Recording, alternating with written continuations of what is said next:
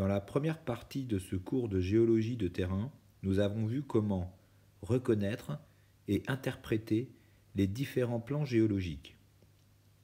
Dans cette seconde partie, nous allons apprendre à mesurer ces plans géologiques afin de connaître leur orientation dans l'espace. Cela nous permettra de reconstituer l'origine, la direction et le sens des forces tectoniques qui ont pu les former.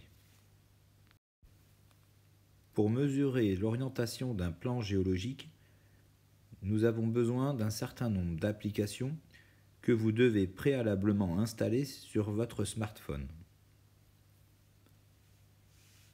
Tout d'abord, nous devons avoir une boussole qui permettra d'orienter le plan par rapport au nord. Un niveau qui permettra de mesurer l'inclinaison de ce plan. Et enfin, nous pouvons utiliser un logiciel de localisation par photo satellite avec des coordonnées GPS. Il existe une multitude d'applications gratuites sur Android ou Apple Store qui permettent d'avoir accès à ces fonctions. Par exemple, pour la marque iPhone, l'application Boussole permet de regrouper toutes les fonctionnalités. Au milieu, le niveau, autour, la boussole, en bas, les coordonnées GPS. Enfin, le carnet de terrain, un crayon à papier bien taillé et une gomme sont nécessaires pour annoter vos mesures dans votre carnet.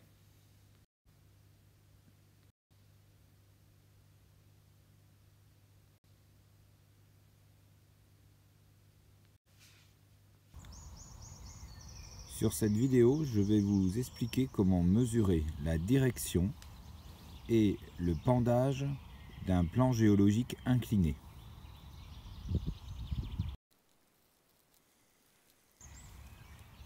La direction d'un plan incliné correspond à sa ligne horizontale.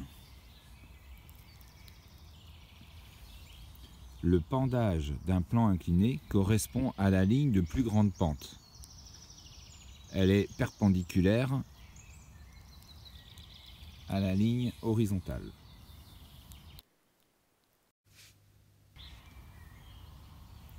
Pour mesurer ces deux lignes, je vais utiliser deux applications sur un smartphone. Une boussole qui intègre aussi un niveau qui permettra de déterminer la ligne horizontale. La boussole permettra de mesurer l'angle que fait cette ligne avec le nord.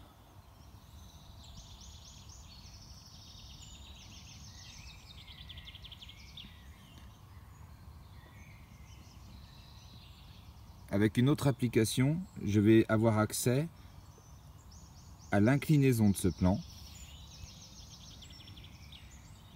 car ici en haut à gauche, en fonction de l'inclinaison, j'obtiens l'angle du smartphone. Je pourrai ainsi mesurer le pendage du plan.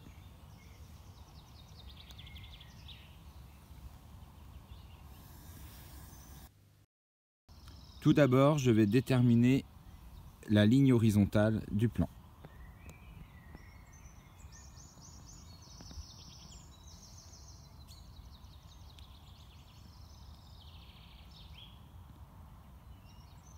J'essaye de trouver la valeur 0. Ainsi, le grand côté du smartphone représente la ligne horizontale.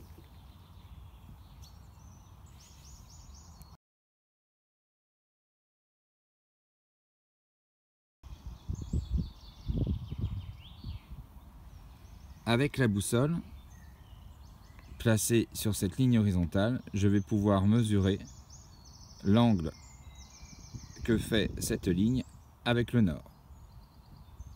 Ici, je mesure 148 degrés par rapport au nord. Enfin, grâce au clinomètre, je vais placer mon smartphone perpendiculairement à la ligne de direction, c'est-à-dire le long de la ligne de plus grande pente, et je mesure ici un angle d'environ 28,5 degrés.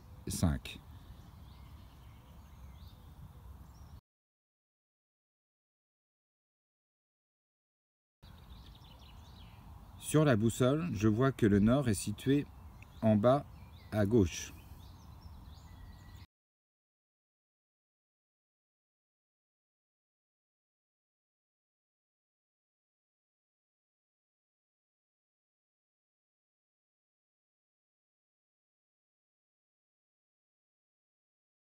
Cela veut donc dire que le plan incliné au second plan, ici, est incliné vers l'ouest, ici.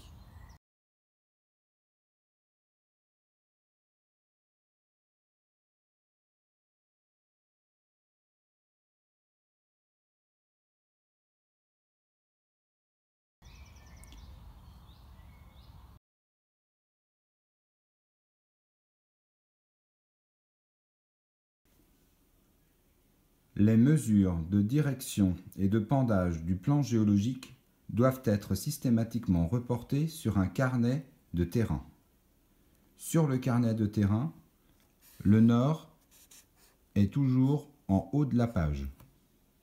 Ainsi, on peut replacer les 4 points cardinaux, l'est, l'ouest et le sud.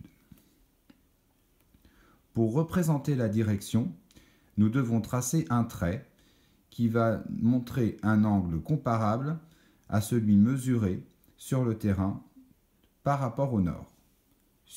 Tout à l'heure, nous avons mesuré un angle d'environ 148 degrés.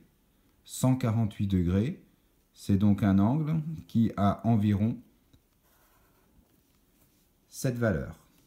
Donc sur le carnet, nous pouvons faire un trait de 148 degrés par rapport au nord. Pour la direction de pendage, le pendage est perpendiculaire à la direction. Nous avons deux possibilités, ou à gauche ou à droite du trait de direction. Nous avons mesuré tout à l'heure sur le terrain que le pendage allait vers l'ouest, c'est-à-dire de ce côté du trait de direction. Nous représentons donc par un trait plus court, perpendiculaire, le pendage. Et nous indiquons l'angle mesuré sur le terrain d'une valeur de 28,5 degrés. Voilà comment nous notons les valeurs sur le carnet de terrain.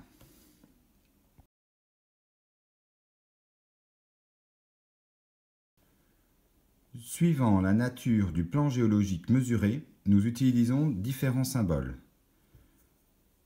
Un trait avec un autre trait perpendiculaire correspond à une surface de stratification S0. Un trait avec un triangle est utilisé pour représenter un plan de schistosité S1. Un trait avec deux petits traits perpendiculaires est utilisé pour représenter un miroir de faille.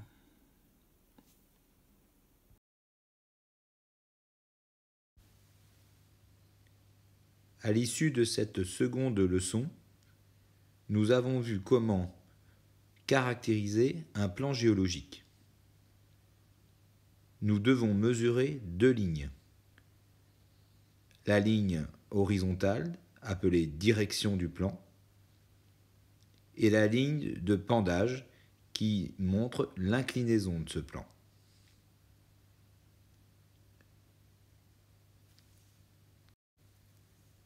Afin d'être efficace sur le terrain, je vous propose de prendre n'importe quel manuel, de l'incliner sur votre table et grâce aux applications installées sur un smartphone, d'essayer de caractériser ces deux lignes et de les représenter sur un carnet de terrain. Dans la leçon suivante, nous allons travailler sur le croquis d'un affleurement.